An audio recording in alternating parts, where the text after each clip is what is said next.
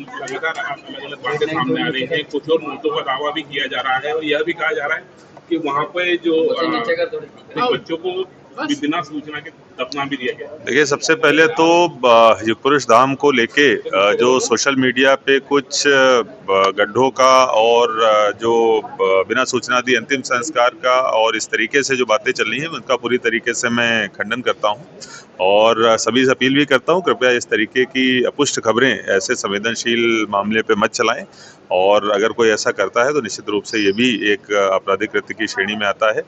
हमारी जो जांच कमेटी है वो बहुत पारदर्शी तरीके से जांच कर रही है, उसमें इसीलिए हमने वरिष्ठ अधिकारी भी रखे हैं और इसके साथ साथ प्राइवेट डॉक्टर्स भी रखे हैं जिससे कि सभी तथ्य सामने आ जाएं।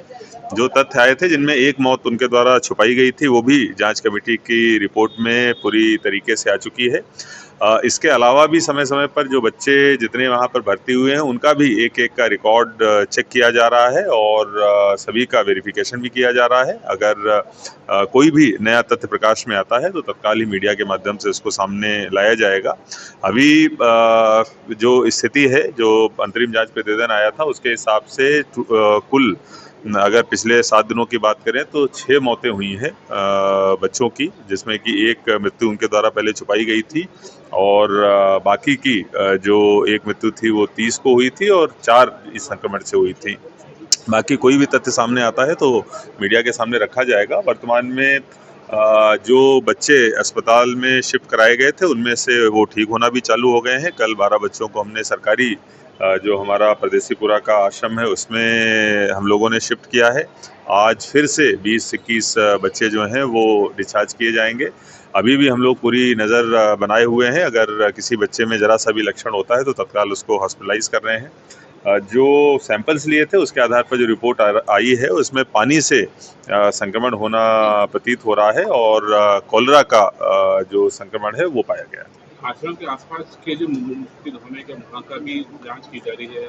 देखिए, मैं फिर यही कहूँगा कि मुक्ति धाम में अलग अलग स्रोतों से और अलग अलग जगहों से अज्ञात शव भी आते हैं जिनका अंतिम संस्कार भी किया जाता है। अगर हम लोग वहाँ से इस चीज़ को देखेंगे तो निश्चित रूप से और ज़्यादा कन्फ्यूजन पैदा करेगा और भ्रम की स्थिति निर्मित होगी। निश्चित रूप से वहाँ के रिकॉर्ड जरूर लिए जाएंगे, लेकिन उसका अर्थ ये बिल्कुल नहीं है कि वहाँ पर वहाँ के आधार पर जांच को जो है वो देखा जाए या वहाँ के आधार पर ये कहा जाए कि आश्रम से शव आए होंगे।